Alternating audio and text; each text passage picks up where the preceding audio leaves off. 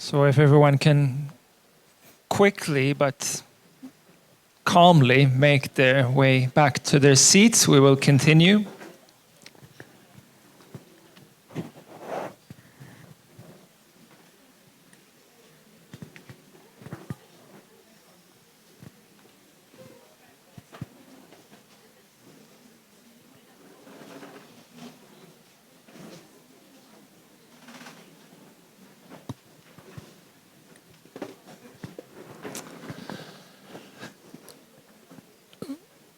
My name is Johan Newman, member of Arusha Vineyard, and I also have Skylar with me today as we speak about Joseph.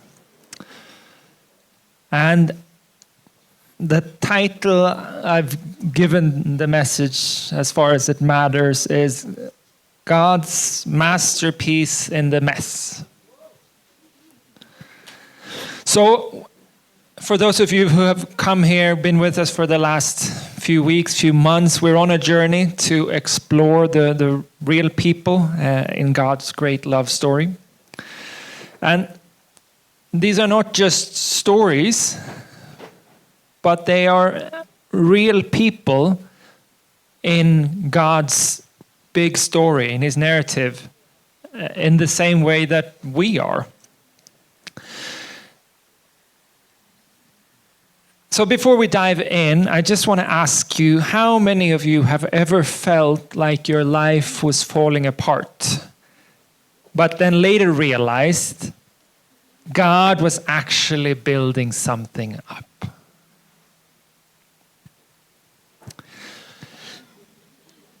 So to understand Joseph, we must first remember the bigger story. The book of Genesis, after the creation and everything, there's a lot of rebellion, and somehow everything just falls apart at Babylon. So this poses a question to us. What is God going to do to redeem his world?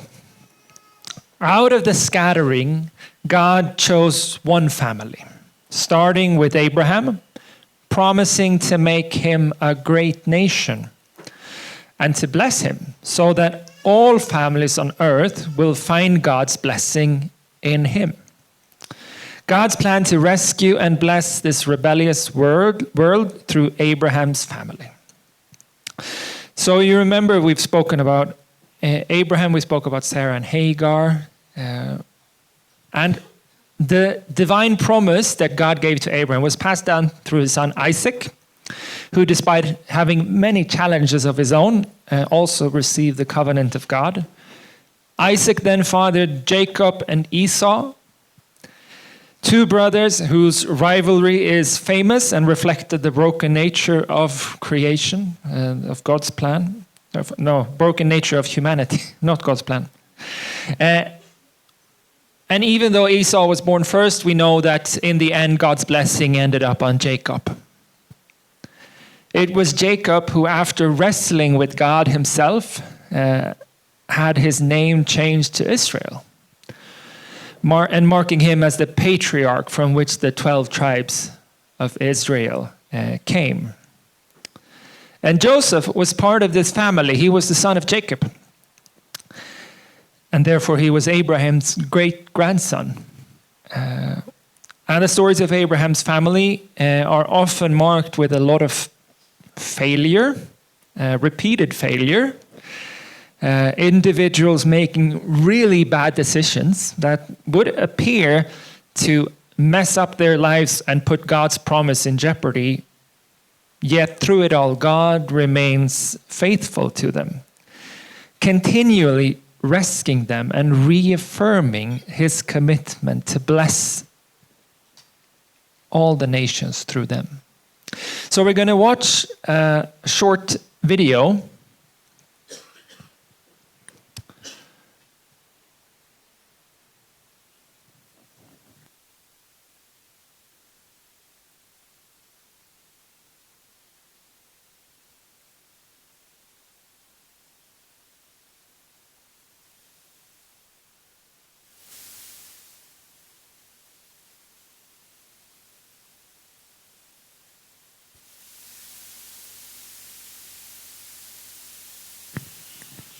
So I hear the sound from the projector, but not from the speakers.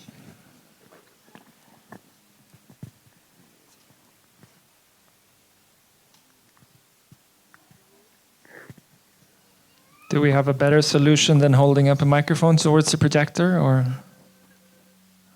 otherwise let's try that?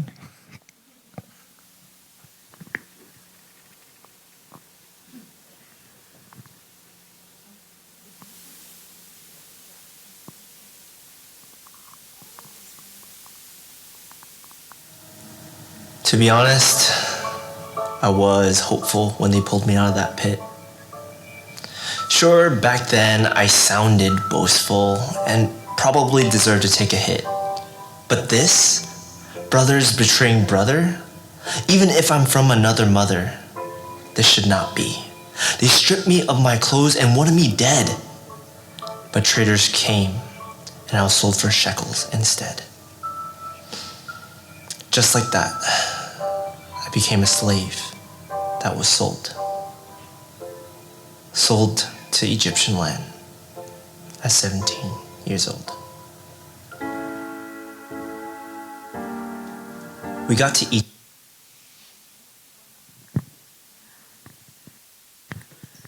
So the story of Joseph, I think it's fine there for now. The story, we will come back to the story later. The story of Joseph covers 13 chapters at the end of Genesis. And I believe that, I hope that many of you have heard the story many times. We will not read all of it, but try to focus on a few key verses and trying to focus on Joseph as a man and see his perspective of the story. So we're starting up in Genesis 37, verse 1 to 3. Jacob lived in the land where his father had stayed, the land of Canaan. This is the account of Jacob. Joseph, a young man of 17, was tending the flocks with his brothers, the sons of Bilhah and the sons of Zilpah, his father's wives. And he brought their father a bad report about them. Now Israel loved Joseph more than any of his other sons, because he had been born to him in his old age, and he made a richly ornamented robe for him. So Joseph's story, as we've heard, was full of intense family drama. Largely centered around a seemingly simple piece of clothing, his very famous coat. But this was no ordinary garment, and in fact, it's probably not about the garment itself. Scripture says that Jacob gave Joseph a second coat. And in the culture at the time, it was said that the firstborn would receive a double portion of inheritance and take responsibility for his father's household. So even though Joseph wasn't the oldest one, his actions were clear to all of the brothers that he was making Joseph his primary heir. And this coat then deeply symbolized Jacob's preference for Joseph. And to add fuel to the fire, Joseph had a lot of these vivid dreams where his brothers and even his parents bowed down to him. Young Joseph, perhaps somewhat naively, proudly showed off all of his privilege, all of his the dreams and the favoritism, and he boasted in all of this. And I think it's natural that this led to jealousy among his brothers. For those of you who have teenagers of your own or have experienced, you know it can be a challenge. They can be a lot sometimes. But this difficult family situation then sets the stage for Joseph's incredible and challenging journey. So I'm going to give you a few minutes to discuss two different questions. And I think the questions are here. So the first question, can you think of a time in your life or in our community when something happened that caused deep jealousy or felt really unfair? Perhaps similar to Joseph's early experience? And the second question, what are some of the initial ways we as humans often react when we feel unfairly treated or if we envy? What does Joseph's story warn us about regarding such reactions? So just to break the ice, I'm going to give you a few minutes to talk about these questions before we continue. We're going to continue watching the video for a few minutes.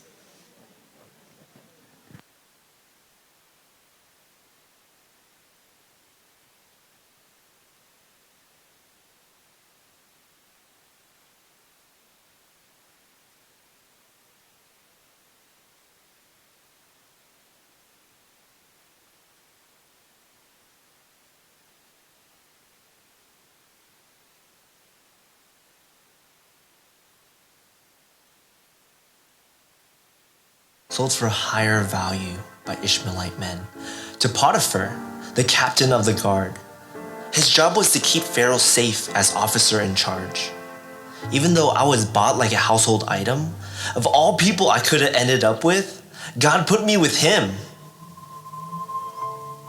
Before I was a slave, I was a son. To Jacob called Israel as his favorite one, I joyfully received my father's technicolor coat. But then it got tainted by the blood of a kid goat. From son to slave, my outer garments changed, yet stripped of my clothes, whom I serve stayed the same. My God's reputation always preceded me. The success of my slave work was Egyptian reality. Potiphar's trust in me grew year after year. He even put me in charge as the head overseer. I was given authority over his entire household, except of course his wife he should withhold. I was honored to even be in this position. I didn't sign up for it. All it took was submission. Surrendering trust to the only king was the only reason I had left for living. Here's yet another story, comprised of God's faithfulness and man's accusatory lies. The slippery slope showed up during daytime, when to her, it seemed like I was on the climb, on the slave ladder of success. Potiphar's wife began to boldly express her affections towards me. It happened once, it happened twice. Day after day, I'd deny her thrice. Slavery's wrong, but for me, this was worse. I could never betray Potiphar. It's just absurd. It wasn't even about the idea of getting caught. It was more that I just couldn't bear the thought of rebelling against my Lord and my God. He's the real king, the real master of my life. It wasn't worth the stake with Potiphar's wife. And so I ran. She kept my garment in her hand. But I didn't look back. I just ran and ran. Before I was a slave, I was a son. Now I'm a successful slave, but I'm on the run, running from undesirable temptation, falling into the hands of false accusation associated wrongly with my Hebrew reputation. I wasn't even warranted a proper investigation. From son to slave, my outer garments changed, but this time, my slave garments led me to chains. Yet, even now, whom I serve remains the same. My God's reputation always preceded me. The success of my prison work was, once again, Egyptian reality. The prison guards' trust in me grew year after year, until once again, I became the prison overseer. I was honored to be in this position. I didn't sign up for it. All it took was submission. Surrendering trust to the only king was once again the only reason for my living.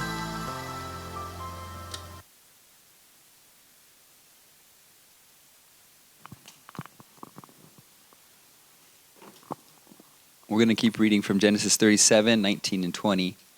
"Here comes that dreamer," they said to each other. "Come now, let's kill him and throw him into one of these cisterns and say that a ferocious animal devoured him. Then we'll see what comes of his dreams." So driven by their hatred, I think we can, if you continue to the verse, the next slide, we can keep it up there. So driven by their hatred, Joseph's brother, they plotted to kill him. So they wanted to get rid of Joseph. So they instead of killing him, Reuben suggested, let's just throw him into the cistern. And we're led to believe that Reuben maybe had hopes that he would be able to rescue Joseph and bring him back to their father. But while Reuben was away from the cistern, his brother Judah saw an opportunity. He suggested they sell Joseph for profit to a passing caravan of Ishmaelites rather than to kill him directly. They could get some money out of it. So we read in the Bible that Joseph's brother, they sell him for 20 pieces of silver. And he was taken to Egypt.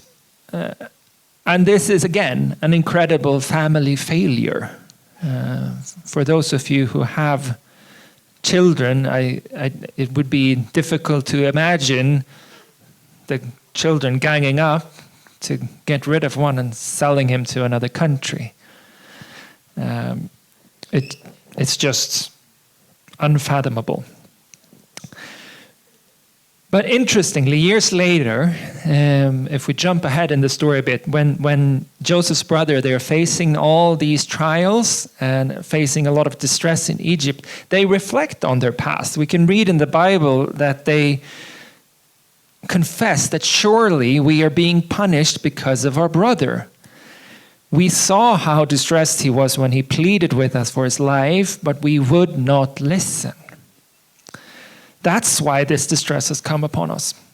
And it's interestingly that they focused, what they bring up, we heard his cry, but we didn't listen. They could have easily said, we sold him as a slave. But instead they focus on them not hearing his cries for help. And apparently, preparing for this message, I learned that this issue is something that has been a debate among Jewish rabbis for centuries.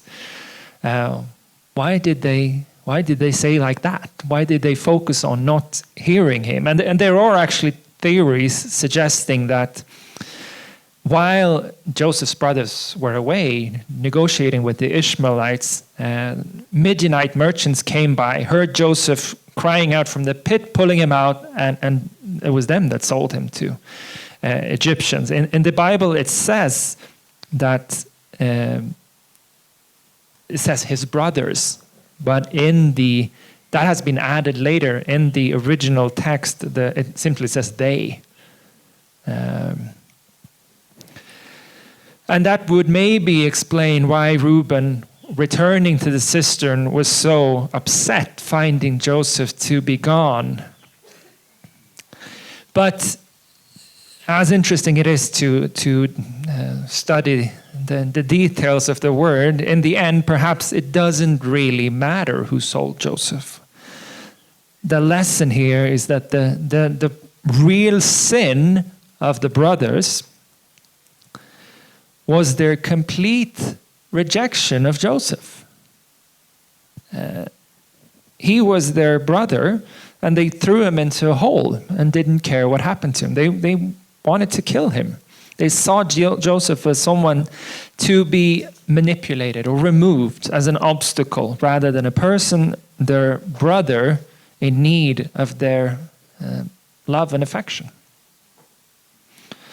So Joseph was sold to Potiphar, where, as far as we can learn from the Bible, he was a really dutiful and honest servant. So already he has let go of his obnoxious youth and is working hard in this new challenging role, which he didn't earn or didn't deserve, but ended up in. We're going to read from Genesis 39, verse 5.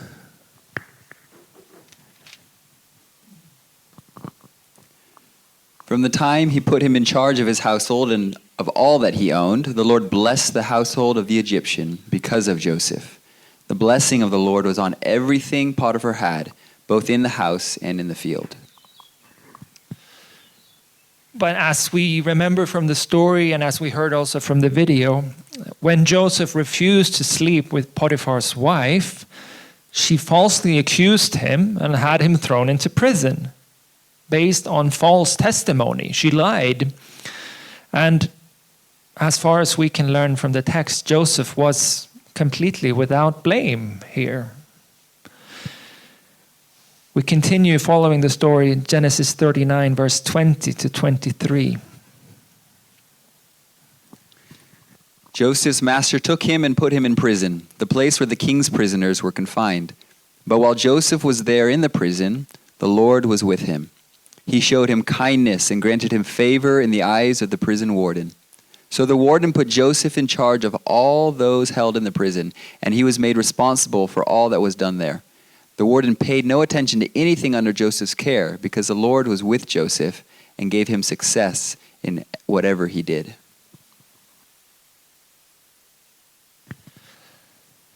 So while in prison, and this was the special prison where the king's prisoners were put, Joseph, he came into contact with Pharaoh's cupbearer and baker out of all the people he could meet there, who had both been thrown in prison because they had offended their master, the king of Egypt. So I guess today we would have called them political prisoners. Like, it's not that they had actually they weren't hardened criminals. They had offended the king in some way and were thrown in jail.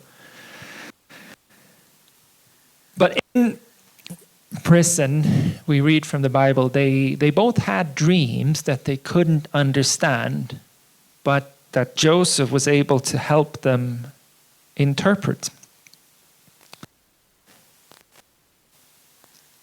And we remember that one of them, Joseph said one of them would be set free and will be returned to work for the Pharaoh, and one of them would be killed. And this is also what happened exactly as Joseph interpreted their dreams. Again, Joseph was because it was the cupbearer who was set free, I think. Sorry, I forget. The cupbearer, he comes back to Pharaoh and he forgets completely about Joseph and what he had done for him. But again, God remained faithful to Joseph through all of these different trials. From the pit, the very literal pit, to Potiphar's house, to prison. And the Bible consistently tells us that God was with Joseph, sovereignly working all things for good, demonstrating his love for Joseph and also a bigger plan.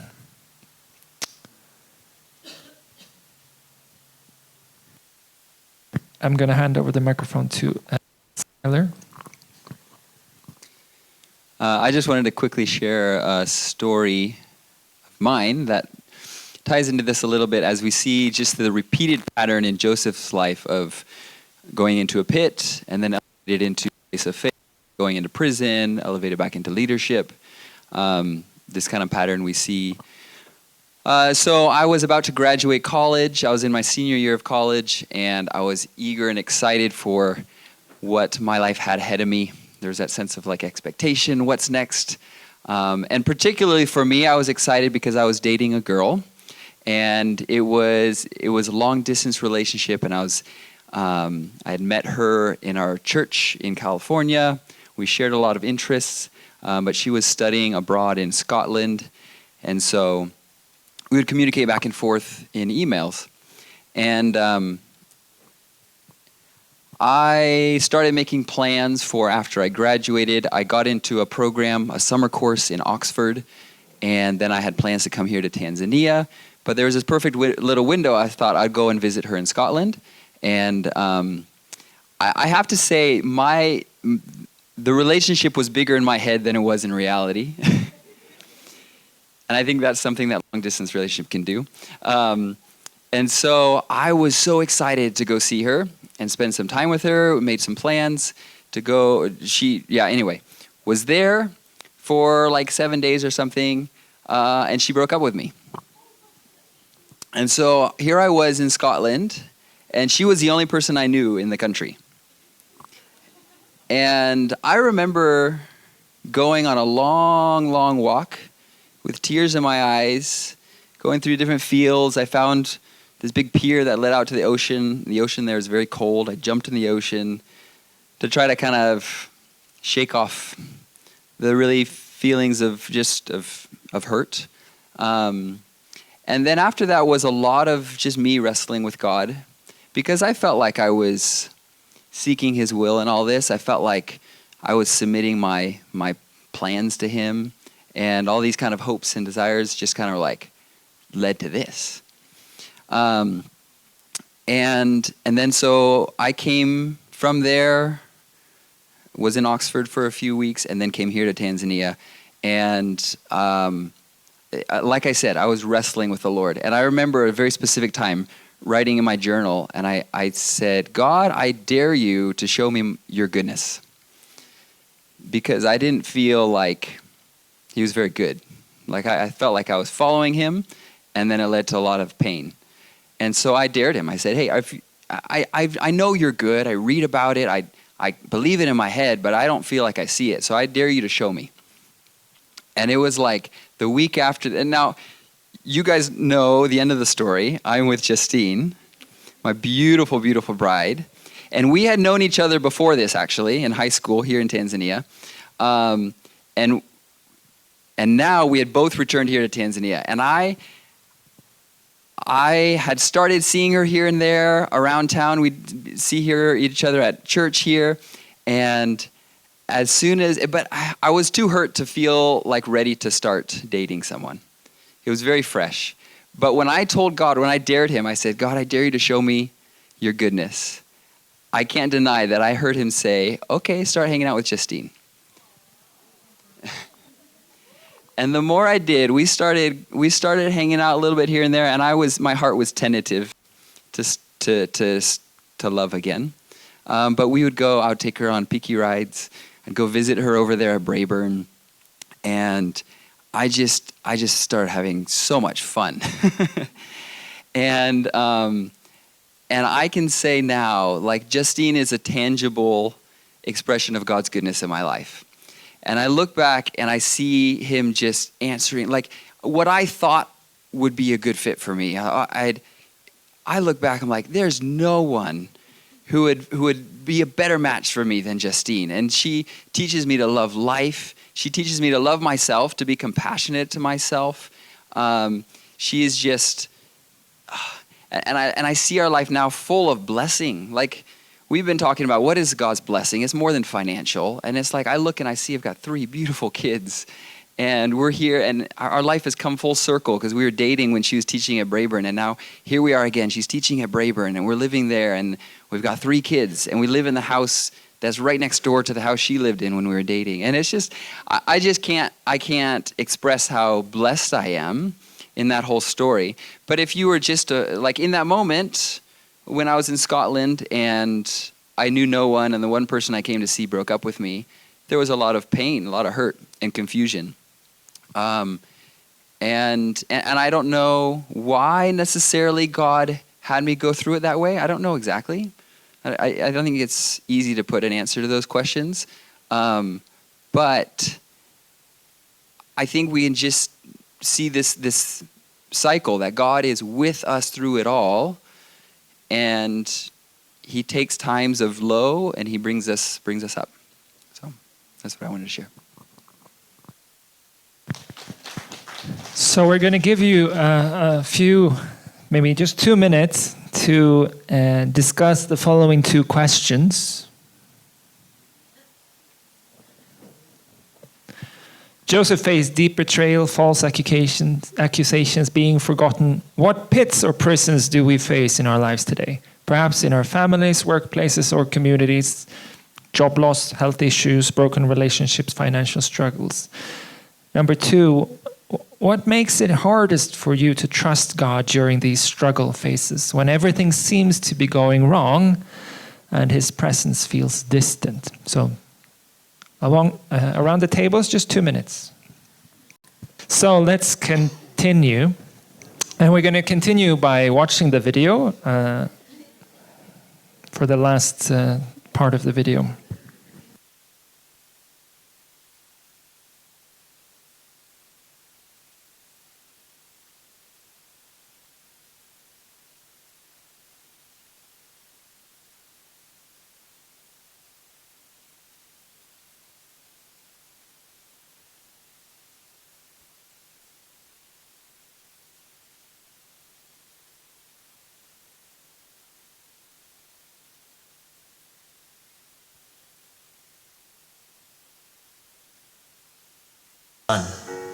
I was known as a slave. I'm now known as a prisoner. But I remain unafraid. Abandoned by family, constant calamity. I remain unafraid because my God stays. He stays every time. In my falls, in my climbs, whatever the case. No matter what I face, He makes sure every time I'm thriving in His grace. My story foreshadows a greater one. Does it not remind you of God's only Son? He traded His identity and took form of a slave. And then on the cross, His life for us He gave. He resisted just as much, if not more, temptation, and was sentenced to death by false accusations. They associated lowliness with His Jewish reputation. He was warranted death with no hesitation. He came not for the Egyptian reality, but for the sake of love and our eternity. If not for Jesus, there's no other name under heaven in whom we can be saved.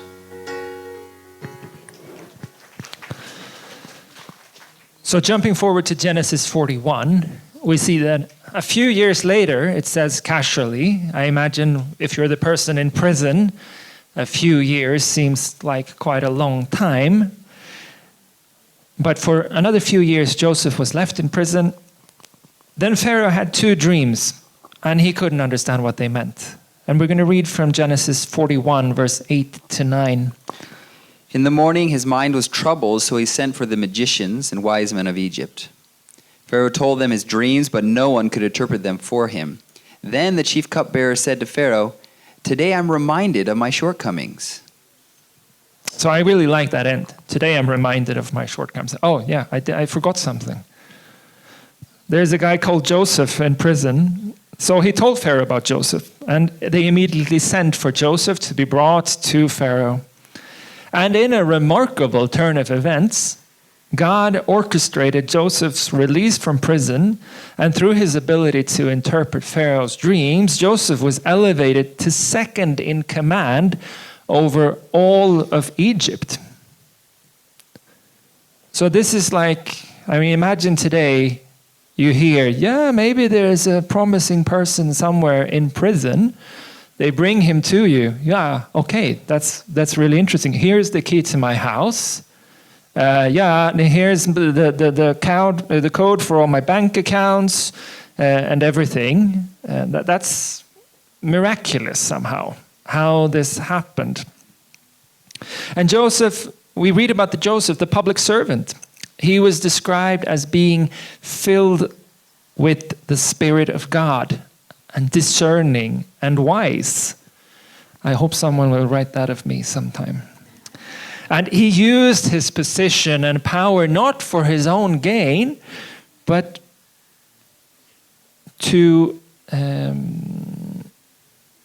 serve the nation of Egypt, and also then later his own family, to save them from starvation during this severe famine. And we read in Genesis 42, verse 1 to 2. When Jacob learned that there was grain in Egypt, he said to his sons, "Why do you just keep looking at each other?" He continued, "I have heard that there is grain in Egypt. Go down there and buy some for us so that we may live and not die." so that we may live and not die. And again, we see God at work building something up that no one could have imagined.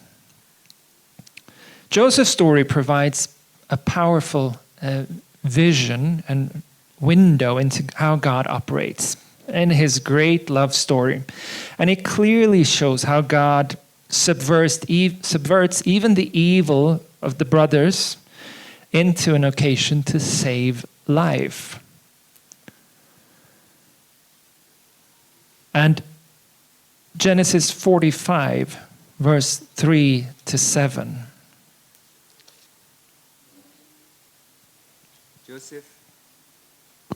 Joseph said to his brothers, "I am Joseph. Is my father still living?" But his brothers were not able to answer him because they were terrified at his presence. Then Joseph said to his brothers, "Come close to me." When they had done so, he said, "I am your brother Joseph, the one you had sold into Egypt. And now do not be distressed and do not be angry with yourselves for selling me here, because it was to save lives that God sent me ahead of you."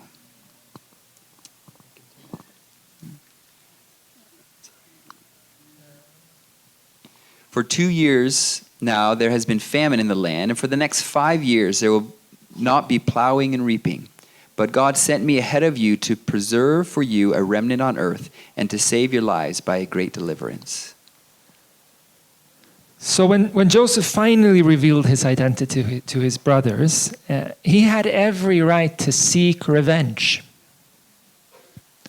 They had done a lot of wrong to him.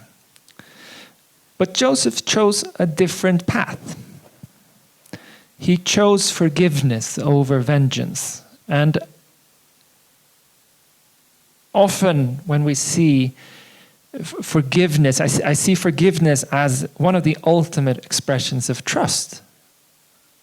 They were still his family. He trusted them. And it means laying down our rights to get even. It means letting go of that, letting go of what we think is our right, because we trust that God's got this. Joseph, he chose not to repeat the tragic story of Cain and Abel at the beginning of Genesis. He could have had his brothers killed. It would have been easy. It would have been maybe even just, but that's not the way he chose.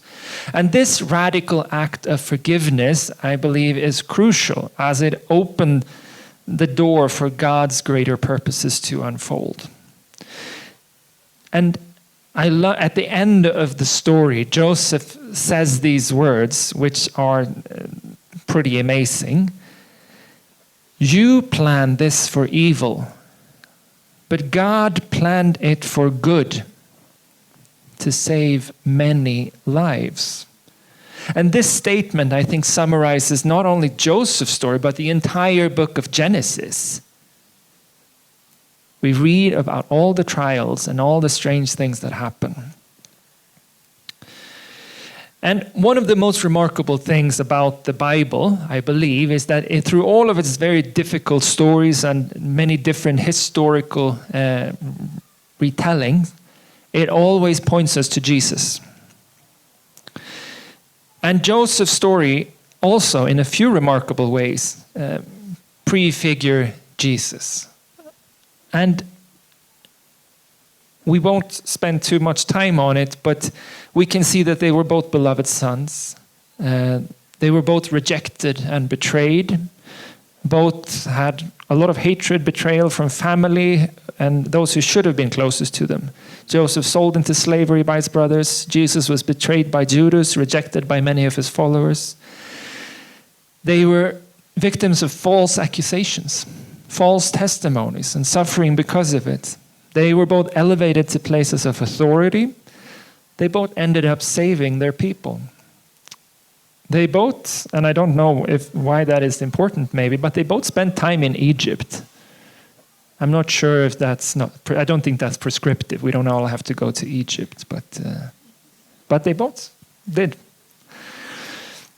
And again, this fulfillment points back to God's initial promise to Abraham, ensuring that all the families of the earth will find God's blessing in you. The promise of a messianic king from Judah's line, Judah was Joseph's brother, would ultimately bring justice and peace to all the nations of the earth. And as we know, the story of Joseph describes real historical examples.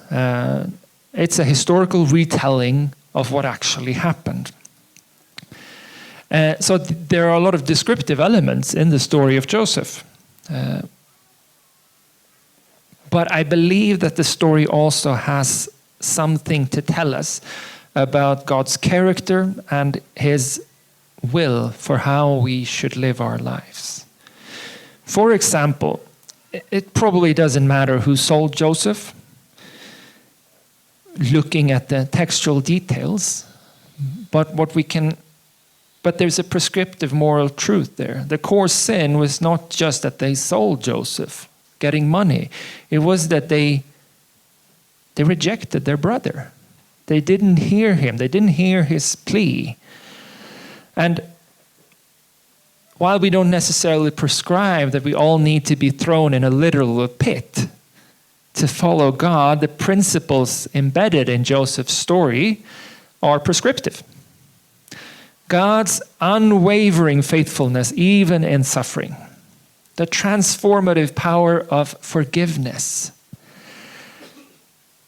His ability to work all things for good for those who love him.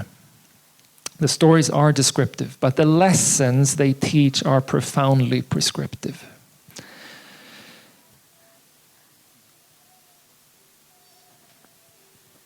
So I'm going to hand the mic over to Sky again for a brief example.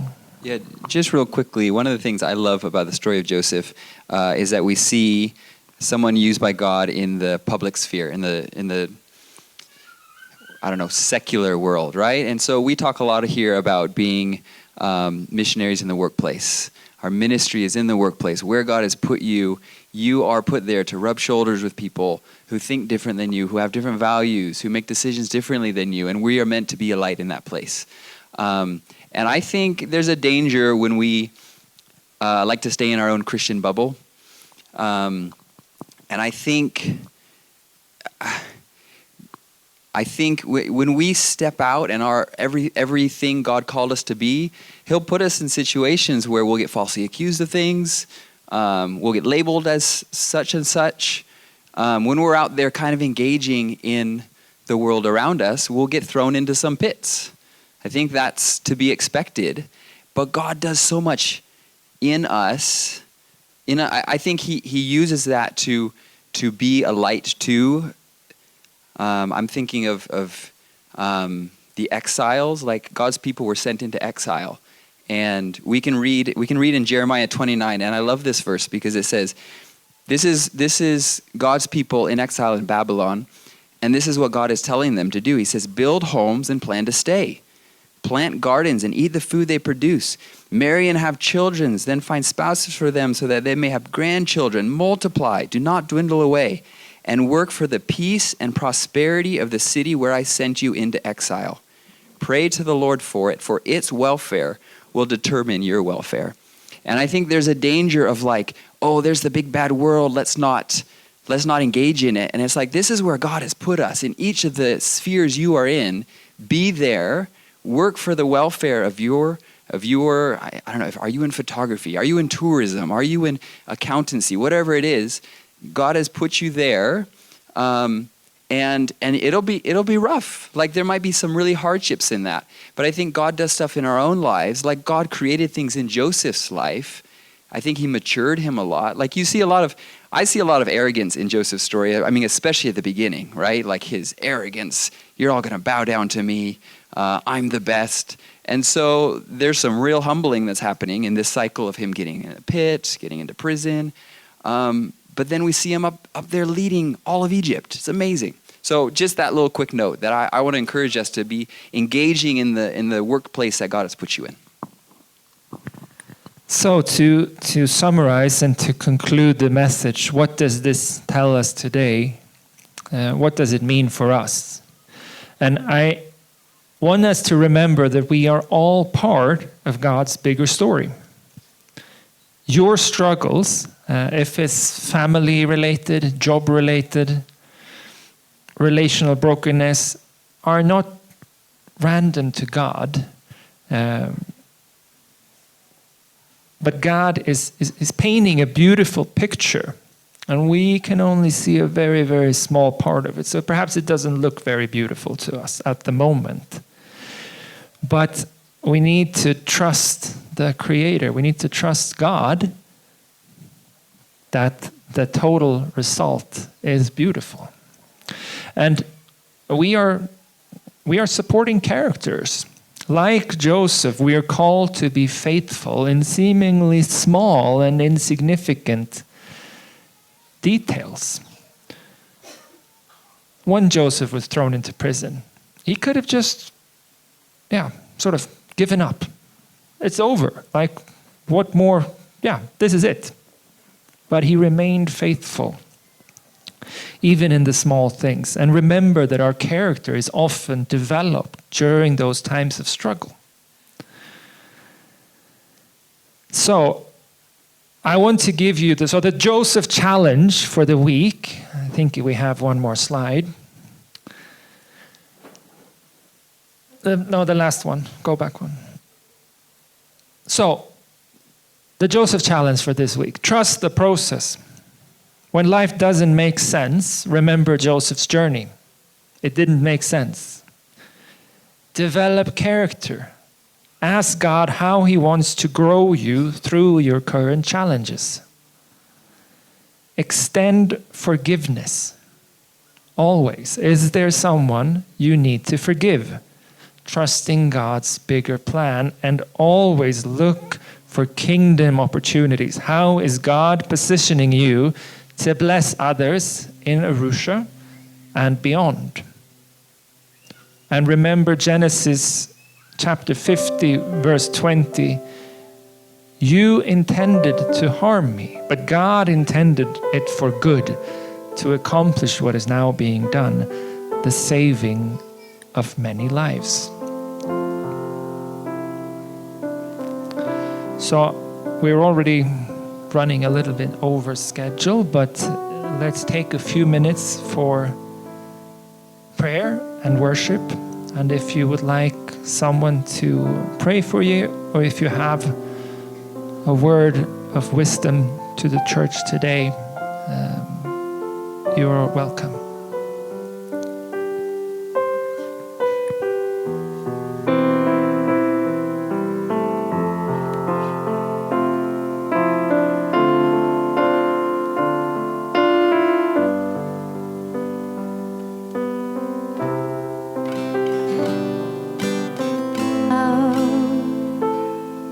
Under your wings,